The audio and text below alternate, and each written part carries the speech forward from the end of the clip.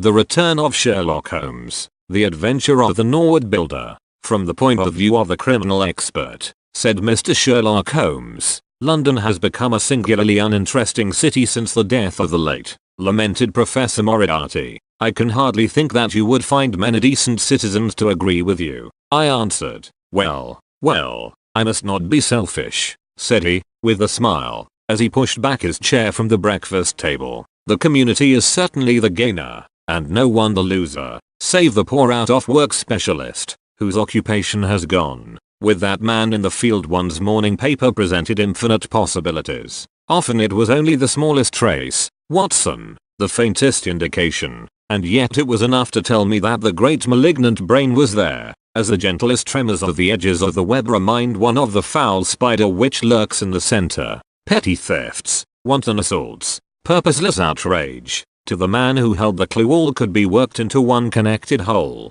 To the scientific student of the higher criminal world, no capital in Europe offered the advantages which London then possessed. But now, he shrugged his shoulders in humorous deprecation of the state of things which he had himself done so much to produce. At the time of which I speak, Holmes had been back for some months, and I, at his request, had sold my practice and returned to share the old quarters in Baker Street. A young doctor, named Werner, had purchased my small Kensington practice, and given with astonishingly little demur the highest price that I ventured to ask, an incident which only explained itself some years later when I found that Werner was a distant relation of Holmes's, and that it was my friend who had really found the money. Our months of partnership had not been so uneventful as he had stated, for I find, on looking over my notes, that this period includes the case of the papers of ex-President Murillo, and also the shocking affair of the Dutch steamship Friesland, which so nearly cost us both our lives. His cold and proud nature was always averse,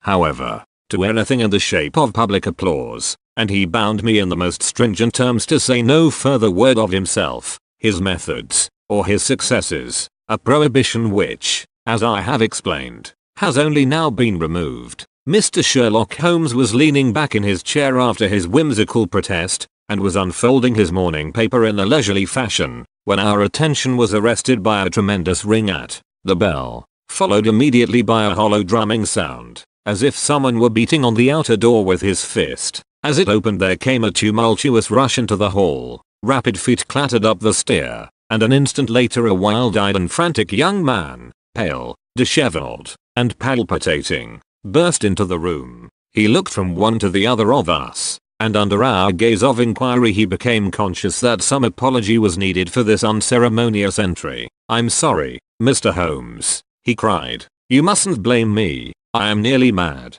Mr. Holmes, I am the unhappy John Hector MacFarlane." He made the announcement as if the name alone would explain both his visit and its manner, but I could see by my companion's unresponsive face that it meant no more to him than to me. "Have a cigarette, Mr. MacFarlane," said he, pushing his case across. "I am sure that with your symptoms my friend Dr. Watson here would prescribe a sedative. The weather has been so very warm these last few days. Now, if you feel a little more composed, I should be glad if you would sit down in that chair and tell us very slowly and quietly who you are and what it is that you want. You mentioned your name as if I should recognize it, but I assure you that, beyond the obvious facts that you are a bachelor, a solicitor, a Freemason, and an asthmatic, I know nothing whatever about you." Familiar as I was with my friend's methods, it was not difficult for me to follow his deductions, and to observe the untidiness of attire, the sheaf of legal papers, the watch charm, and the breathing which had prompted them.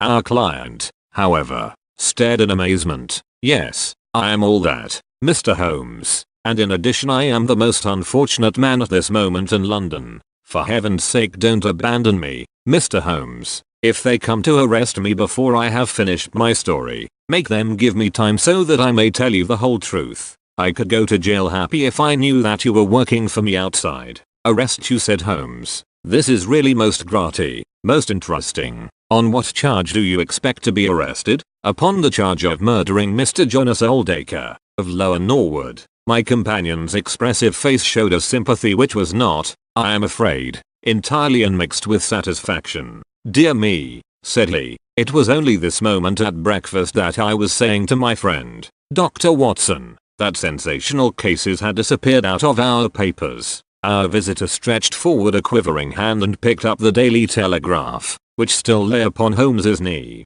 "If you had looked at it, sir, you would have seen at a glance what the errand is on which I have come to you this morning. I feel as if my name and my misfortune must be in every man's mouth." He turned it over to expose the central page. "Here it is, and with your permission I will read it to you. Listen to this, Mr. Holmes. The headlines are, 'Mysterious Affair at Lower Norwood. Disappearance of a well-known builder. Suspicion of murder and arson. A clue to the criminal that is the clue which they are already following, Mr. Holmes. And I know that it leads infallibly to me. I have been followed from London Bridge Station, and I am sure that they are only waiting for the warrant to arrest me. It will break my mother's heart. It will break her heart." He wrung his hands in an agony of apprehension, and swayed backwards and forwards in his chair. I looked with interest upon this man, who was accused of being the perpetrator of a crime of violence. He was flaxen-haired and handsome in a washed-out negative fashion, with frightened blue eyes and a clean-shaven face, with a weak, sensitive mouth. His age may have been about 27, his dress and bearing that of a gentleman. From the pocket of his light summer overcoat protruded the bundle of endorsed papers which proclaimed his profession. "We must use what time we have," said Holmes. "Watson, would you have the kindness to take the paper and to read me the paragraph in question?" Underneath the vigorous headlines which our client had quoted I read the following suggestive narrative. "Late last night, or early this morning, an incident occurred at Lower Norwood which points, it is feared, to a serious crime. Mr. Jonas Oldacre is a well-known resident of that suburb, where he has carried on his business as a builder for many years. Mr. Oldacre is a bachelor, 52 years of age, and lives in Deepdean House, at the Sydenham end of the road of that name. He has had the reputation of being a man of eccentric habits, secretive and retiring. For some years he has practically withdrawn from the business, in which he is said to have amassed considerable wealth. A small timber yard still exists, however, at the back of the house, and last night, about 12 o'clock, an alarm was given that one of the stacks was on fire. The engines were soon upon the spot, but the dry wood burned with great fury, and it was impossible to arrest the conflagration until the stack had been entirely consumed. Up to this point the incident bore the appearance of an ordinary accident, but fresh indications seemed to point to serious crime. Surprise was expressed at the absence of the master of the establishment from the scene of the fire, and an inquiry followed, which showed that he had disappeared from the house. An examination of his room revealed that the bed had not been slept in, that a safe which stood in it was open, that a number of important papers were scattered about the room, and, finally, that there were signs of a murderous struggle. Slight traces of blood being found within the room, and an oaken walking stick, which also showed stains of blood upon the handle. It is known that Mr. Jonas Oldacre had received a late visitor in his bedroom upon that night, and the stick found has been identified as the property of this person, who is a young London solicitor named John Hector McFarlane, junior partner of Graham and McFarlane, of 426, Gresham Buildings, EC. The police believe that they have evidence in their possession which supplies a very convincing motive for the crime, and altogether it cannot be doubted that sensational developments will follow. Later, it is rumored as we go to press that Mr. John Hector McFarlane has actually been arrested on the charge of the murder of Mr. Jonas Oldacre. It is at least certain that a warrant has been issued. There have been further and sinister developments in the investigation at Norwood. Besides the signs of a struggle in the room of the unfortunate builder, it is now known that the French windows of his bedroom, which is on the ground floor, were found to be open, that there were marks as if some bulky object had been dragged across to the wood pile, and, finally, it is asserted that charred remains have been found among the charcoal ashes of the fire. The police theory is that a most sensational crime has been committed, that the victim was clubbed to death in his own bedroom, his papers rifled, and his dead body dragged across to the wood stack, which was then ignited so as to hide all traces of the crime. The conduct of the criminal investigation has been left in the experienced hands of Inspector Lestrade, of Scotland Yard, who is following up the clues with his accustomed energy and sagacity. Sherlock Holmes listened with closed eyes and fingertips together to this remarkable account. "The case has certainly some points of interest," said he, in his languid fashion. "May I ask, in the first place, Mr. McFarlane, how it is that you are still at liberty?" Since there appears to be enough evidence to justify your arrest, I live at Torrington Lodge, Blackheath, with my parents, Mr. Holmes. But last night, having to do business very late with Mr. Jonas Oldacre, I stayed at an hotel in Norwood, and came to my business from there. I knew nothing of this affair until I was in the train. When I read what you have just heard, I at once saw the horrible danger of my position, and I hurried to put the case into your hands. I have no doubt that I should have been arrested either at my city office or at my home. A man followed me from London Bridge Station, and I have no doubt. Great heaven, what is that? It was a clang of the bell, followed instantly by heavy steps upon the stair. A moment later our old friend Lestrade appeared in the doorway. Over his shoulder I caught a glimpse of one or two uniformed policemen outside. Mr. John Hector McFarlane, said Lestrade. Our unfortunate client rose with a ghastly face.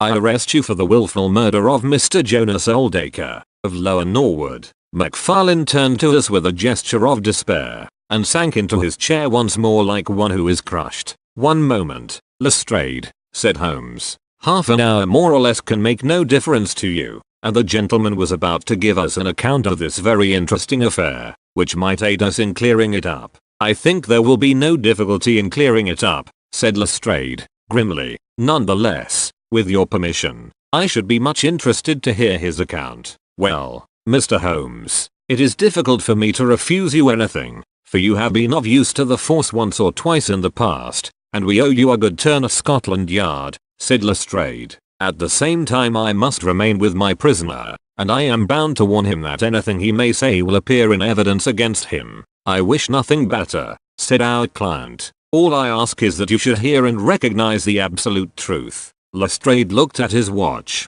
I'll give you half an hour, said he. I must explain first, said McFarlane, that I knew nothing of Mr. Jonas Oldacre. His name was familiar to me, for many years ago my parents were acquainted with him, but they drifted apart. I was very much surprised, therefore, when yesterday, about 3 o'clock in the afternoon, he walked into my office in the city, but I was still more astonished when he told me the object of his visit. He had in his hand several sheets of a notebook, covered with scribbled writing. Here they are, and he laid them on my table. Here is my will, said he. I want you, Mr. McFarlane, to cast it into proper legal shape. I will sit here while you do so. I set myself to copy it, and you can imagine my astonishment when I found that, with some reservations, he had left all his property to me. He was a strange little, ferret-like man, with white eyelashes, and when I looked up at him I found his keen grey eyes fixed upon me with an amused expression.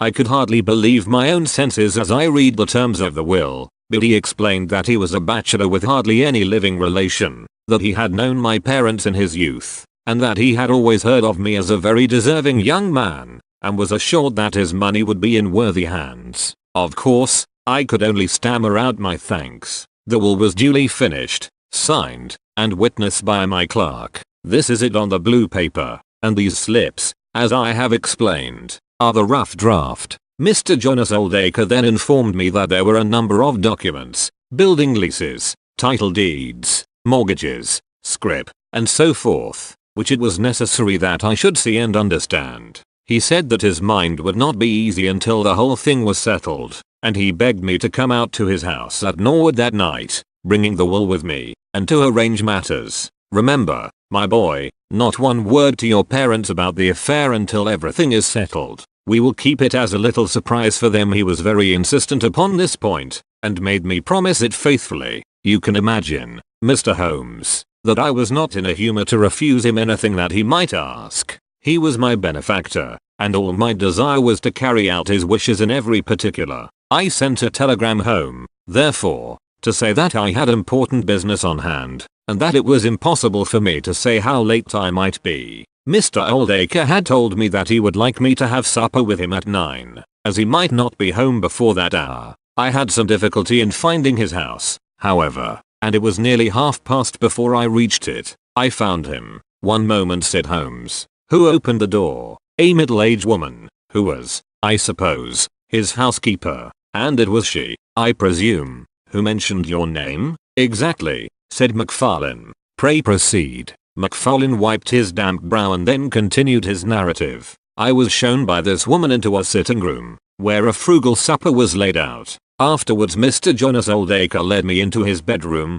in which there stood a heavy safe. This he opened and took out a mass of documents, which we went over together. It was between 11 and 12 when we finished. He remarked that we must not disturb the housekeeper. He showed me out through his own French window, which had been open all this time. Was the blind down? Asked Holmes. I will not be sure, but I believe that it was only half down. Yes, I remember how he pulled it up in order to swing open the window. I could not find my stick, and he said, "Never mind, my boy, I shall see a good deal of you now, I hope, and I will keep your stick until you come back to claim it." I left him there, the safe open, and the papers made up in packets upon the table. It was so late that I could not get back to Blackheath, so I spent the night at the Annerley Arms, and I knew nothing more until I read of this horrible affair in the morning. "Anything more that you would like to ask, Mr. Holmes?" said Lestrade, whose eyebrows had gone up once or twice during this remarkable explanation.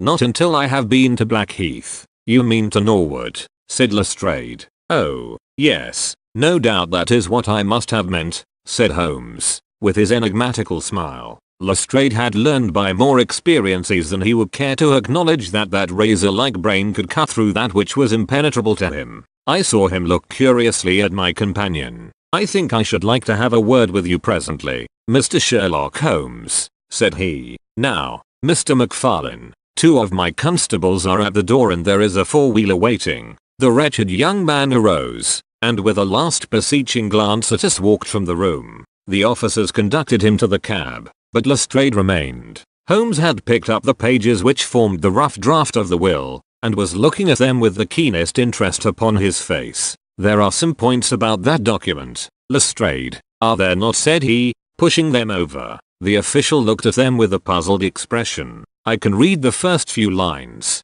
and these in the middle of the second page, and 1 or 2 at the end. Those are as clear as print," said he, "but the writing in between is very bad, and there are 3 places where I cannot read it at all." "What do you make of that?" said Holmes. "Well, what do you make of it? That it was written in a train. The good writing represents stations, the bad writing movement, and the very bad writing passing over points. A scientific expert would pronounce at once that this was drawn up on a suburban line, since nowhere save in the immediate vicinity of a great city could there be so quick a succession of points. Granting that his whole journey was occupied in drawing up the will, then the train was an express, only stopping once between Norwood and London Bridge." Lestrade began to laugh. "You are too many for me when you begin to get on your theories, Mr. Holmes," said he. "How does this bear on the case?" "Well, it corroborates the young man's story to the extent that the will was drawn up by Jonas Oldacre in his journey yesterday. It is curious, is it not, that a man should draw up so important a document in so haphazard a fashion. It suggests that he did not think it was going to be of much practical importance. If a man drew up a will which he did not intend ever to be effective, he might do it so. Well, he drew up his own death warrant at the same time," said Lestrade. "Oh, you think so, don't you? Well, it is quite possible, but the case is not clear to me yet." "Not clear? Well, if that isn't clear, what could be clear? Here is a young man who learns suddenly that if a certain older man dies he will succeed to a fortune. What does he do? He says nothing to anyone, but he arranges that he shall go out on some pretext to see his client that night. He waits until the only other person in the house is in bed, and then in the solitude of a man's room he murders him, burns his body in the wood pile, and departs to a neighboring hotel. The blood stains in the room and also on the stick are very slight. It is probable that he imagined his crime to be a bloodless one, and hoped that if the body were consumed it would hide all traces of the method of his death. Traces which for some reason must have pointed to him. Is all this not obvious? It strikes me, my good Lestrade, as being just a trifle too obvious," said Holmes. "You do not add imagination to your other great qualities, but if you could for one moment put yourself in the place of this young man, would you choose the very night after the will had been made to commit your crime? Would it not seem dangerous to you to make so very close a relation between the 2 incidents? Again, would you choose an occasion when you are known to be in the house, when a servant has let you in? And, finally, would you take the great pains to conceal the body and yet leave your own stick as a sign that you were the criminal? Confess, Lestrade, that all this is very unlikely. As to the stick, Mr. Holmes, you know as well as I do that a criminal is often flurried and does things which a cool man would avoid. He was very likely afraid to go back to the room. Give me another theory that would fit the facts. I could very easily give you half a dozen, said Holmes. Here, for example, is a very possible and even probable one. I make you a free present of it. The older man is showing documents which are of evident value. A passing tramp sees them through the window, the blind of which is only half down. Exit the solicitor. Enter the tramp. He seizes a stick, which he observes there, kills Oldacre, and departs after burning the body. Why should the tramp burn the body? For the matter of that, why should McFarlane? To hide some evidence. Possibly the tramp wanted to hide that any murder at all had been committed. And why did the tramp take nothing? Because they were papers that he could not negotiate. Lestrade shook his head, though it seemed to me that his manner was less absolutely assured than before. Well, Mr. Sherlock Holmes, you may look for your tramp, and while you are finding him we will hold on to our man. The future will show which is right. Just notice this point, Mr. Holmes, that so far as we know none of the papers were removed,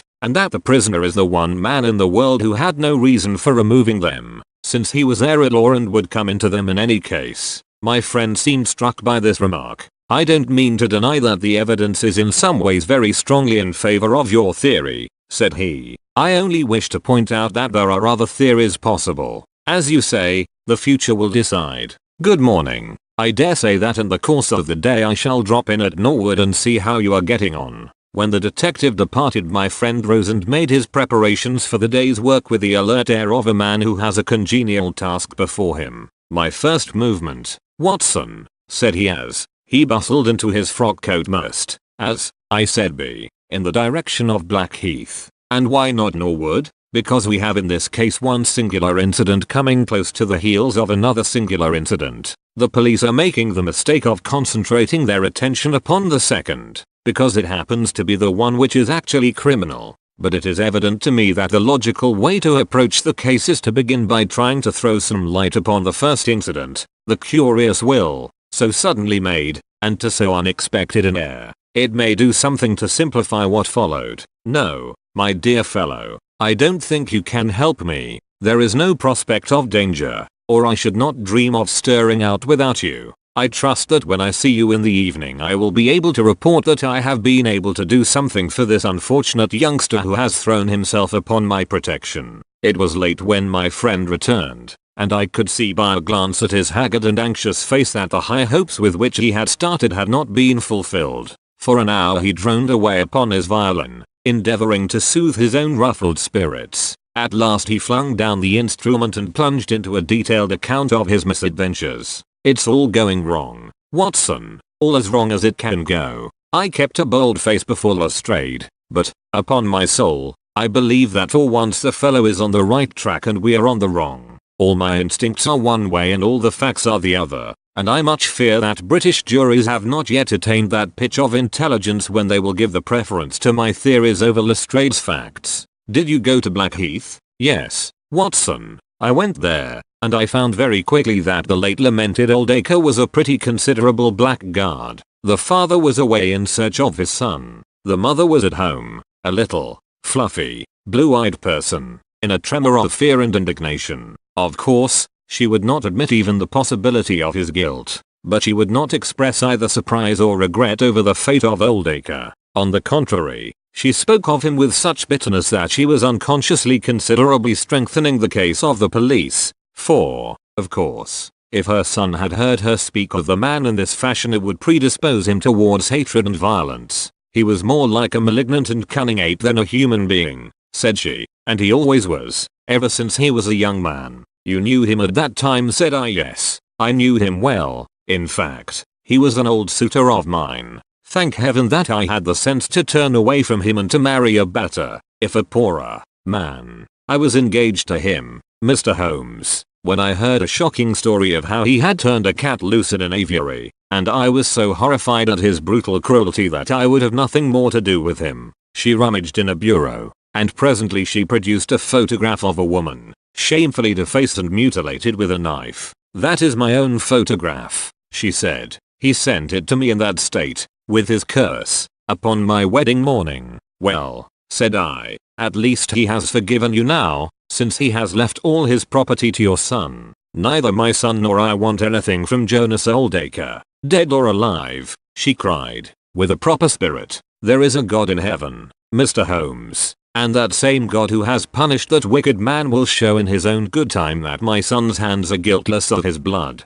Well, I tried one or two leads, but could get at nothing which would help our hypothesis, and several points which would make against it. I gave it up at last and off I went to Norwood. This place, Deep Dean House, is a big modern villa of staring brick, standing back in its own grounds, with a laurel-clumped lawn in front of it. To the right and some distance back from the road was the timber yard which had been the scene of the fire. Here's a rough plan on a leaf of my notebook. This window on the left is the one which opens into Oldacre's room. You can look into it from the road, you see. That is about the only bit of consolation I have had today. Lestrade was not there, but his head constable did the honors. They had just made a great treasure trove. They had spent the morning raking among the ashes of the burned wood pile. And besides the charred organic remains they had secured several discolored metal discs. I examined them with care, and there was no doubt that they were trouser buttons. I even distinguished that one of them was marked with the name of Holmes, who was Oldacre's tailor. I then worked the lawn very carefully for signs and traces, but this drought has made everything as hard as iron. Nothing was to be seen save that some body or bundle had been dragged through a low privet hedge which is in a line with the wood pile. All that, of course, fits in with the official theory. I crawled about the lawn with an August sun on my back, but I got up at the end of an hour no wiser than before. Well, after this fiasco I went into the bedroom and examined that also. The blood stains were very slight, mere smears and discolorations, but undoubtedly fresh. The stick had been removed, but there also the marks were slight. There is no doubt about the stick belonging to our client. He admits it. Footmarks of both men could be made out on the carpet, but none of any third person, which again is a trick for the other side. They were piling up their score all the time and we were at a standstill. Only one little gleam of hope did I get, and yet it amounted to nothing. I examined the contents of the safe, most of which had been taken out and left on the table. The papers had been made up into sealed envelopes, one or two of which had been opened by the police. They were not, so far as I could judge, of any great value, nor did the bank book show that Mr. Oldacre was in such very affluent circumstances. But it seemed to me that all the papers were not there. There were allusions to some deeds, possibly the more valuable, which I could not find. This, of course, if we could definitely prove it, would turn Lestrade's argument against himself, for who would steal a thing if he knew that he would shortly inherit it? Finally, having drawn every other cover and picked up no scent, I tried my luck with the housekeeper. Mrs. Lexington is her name, a little, dark, silent person, with suspicious and sidelong eyes. She could tell us something if she would. I am convinced of it, but she was as close as wax. Yes, she had let Mr. McFarlane in at 9:30. She wished her hand had withered before she had done so. She had gone to bed at 10:30. Her room was at the other end of the house, and she could hear nothing of what passed. Mr. McFarlane had left his hat, and to the best of her belief his stick, in the hall. She had been awakened by the alarm of fire. Her poor, dear master had certainly been murdered. Had he any enemies? Well, every man had enemies, but Mr. Oldacre kept himself very much to himself, and only met people in the way of business. She had seen the buttons, and was sure that they belonged to the clothes which he had worn last night. The wood pile was very dry, for it had not rained for a month. It burned like tinder, and by the time she reached the spot nothing could be seen but flames. She and all the firemen smelled the burned flesh from inside it. She knew nothing of the papers, nor of Mr. Oldacre's private affairs. So, my dear Watson, there's my report of a failure. And yet, he clenched his thin hands in a paroxysm of conviction. I know it's all wrong. I feel it in my bones.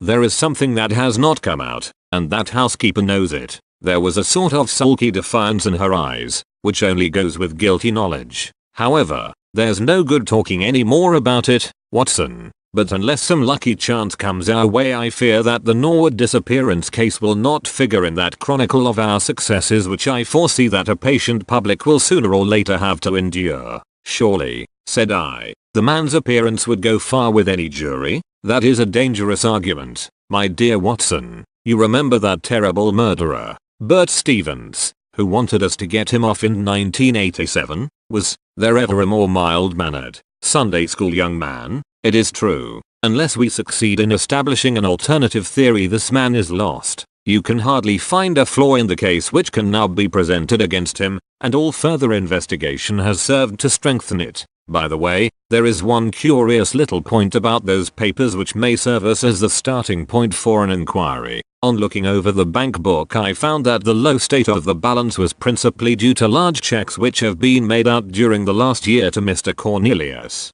I confess that I should be interested to know who this Mr. Cornelius may be, with whom a retired builder has such very large transactions. Is it possible that he has had a hand in the affair? Cornelius might be a broker, but we have found no script to correspond with these large payments. Failing any other indication, my researches must now take the direction of an inquiry at the bank for the gentleman who has cashed these checks. But I fear, my dear fellow, that our case will end ingloriously by Lestrade hanging our client, which will certainly be a triumph for Scotland Yard. I do not know how far Sherlock Holmes took any sleep that night, but when I came down to breakfast I found him pale and harassed, his bright eyes the brighter for the dark shadows round them. The carpet round his chair was littered with cigarette ends and with the early editions of the morning papers. An open telegram lay upon the table. "What do you think of this, Watson?" he asked, tossing it across. It was from Norwood, and ran as follows. "Important fresh evidence to hand.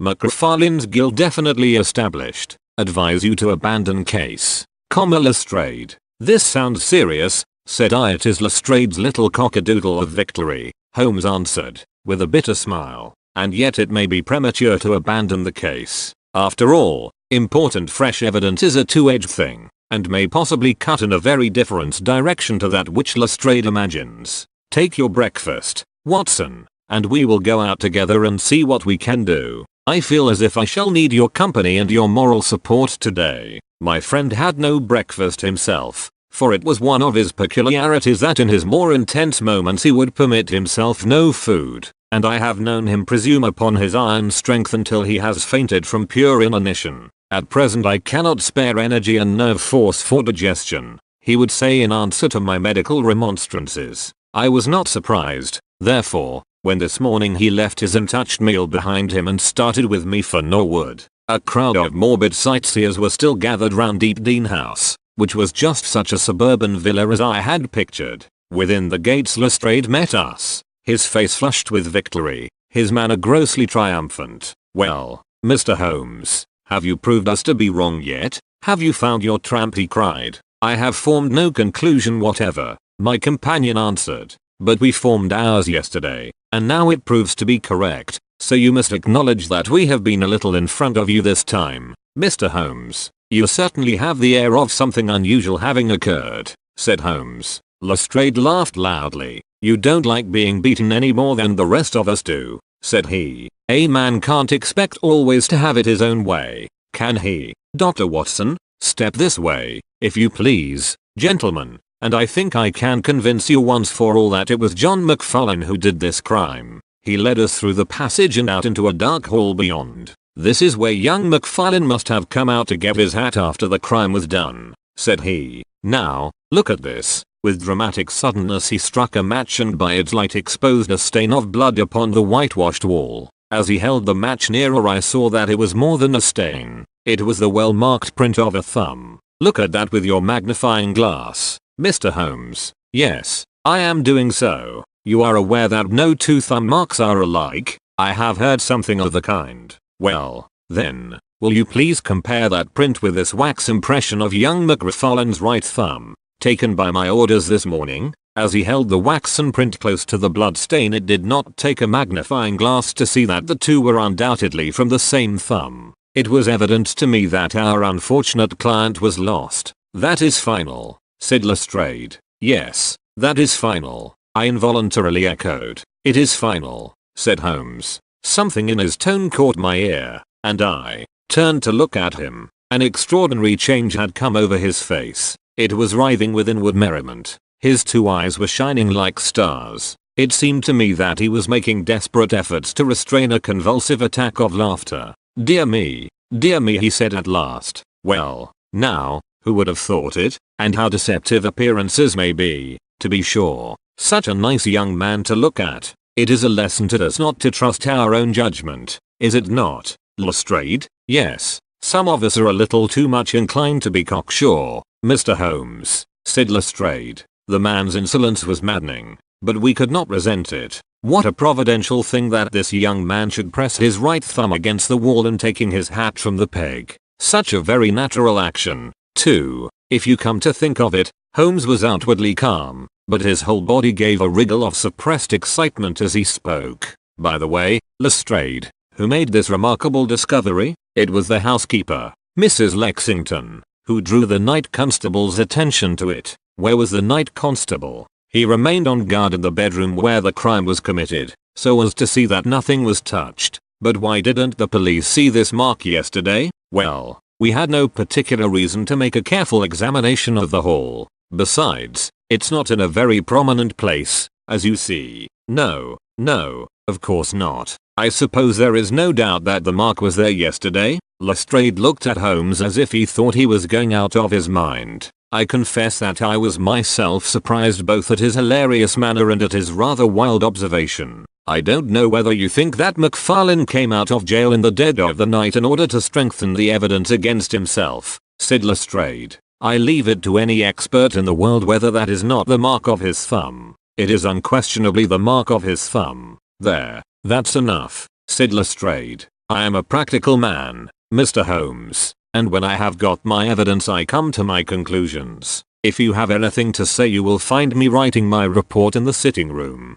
Holmes had recovered his equanimity, though I still seemed to detect gleams of amusement in his expression. Dear me, this is a very sad development, Watson, is it not, said he, and yet there are singular points about it which hold out some hopes for our client. I am delighted to hear it, said I, heartily. I was afraid it was all up with him. I would hardly go so far as to say that, my dear Watson. The fact is that there is one really serious flaw in this evidence to which our friend attaches so much importance. Indeed, Holmes. What is it? Only this, that I know that mark was not there when I examined the hall yesterday. And now, Watson, let us have a little stroll round in the sunshine. With a confused brain, but with a heart into which some warmth of hope was returning, I accompanied my friend in a walk round the garden. Holmes took each face of the house in turn and examined it with great interest. He then led the way inside and went over the whole building from basement to attics. Most of the rooms were unfurnished, but nonetheless Holmes inspected them all minutely. Finally, on the top corridor, which ran outside 3 untenanted bedrooms, he again was seized with a spasm of merriment. There are really some very unique features about this case, Watson, said he. I think it is time now that we took our friend Lestrade into our confidence. He has had his little smile at our expense, and perhaps we may do as much by him if my reading of this problem proves to be correct. Yes, I think I see how we should approach it. The Scotland Yard inspector was still writing in the parlour when Holmes interrupted him. I understood that you were writing a report of this case, said he. So I am. Don't you think it may be a little premature? I can't help thinking that your evidence is not complete. Lestrade knew my friend too well to disregard his words. He laid down his pen and looked curiously at him. What do you mean, Mr. Holmes? Only that there is an important witness whom you have not seen.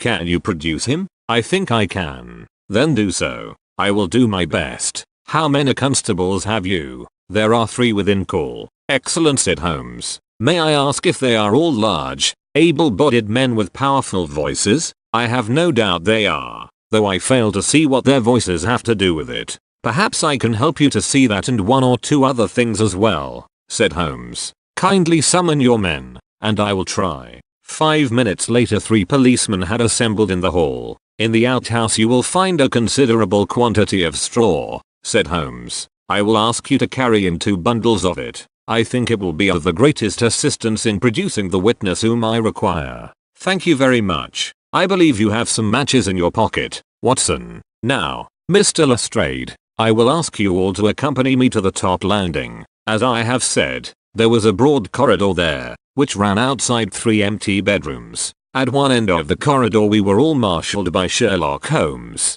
the constables grinning and Lestrade staring at my friend with amazement, expectation, and derision chasing each other across his features. Holmes stood before us with the air of a conjurer who is performing a trick. "Would you kindly send one of your constables for 2 buckets of water? Put the straw on the floor here, free from the wall on either side. Now I think that we are all ready." Lestrade's face had begun to grow red and angry. "I don't know whether you are playing a game with us, Mr. Sherlock Holmes," said he. "If you know anything, you can surely say it without all this tomfoolery. I assure you, my good Lestrade, that I have an excellent reason for everything that I do. You may possibly remember that you chaffed me a little some hours ago, when the sun seemed on your side of the hedge, so you must not grudge me a little pomp and ceremony now. Might I ask you, Watson, to open that window, and then to put a match to the edge of the straw?" I did so, and, driven by the draft, a coil of grey smoke swirled down the corridor,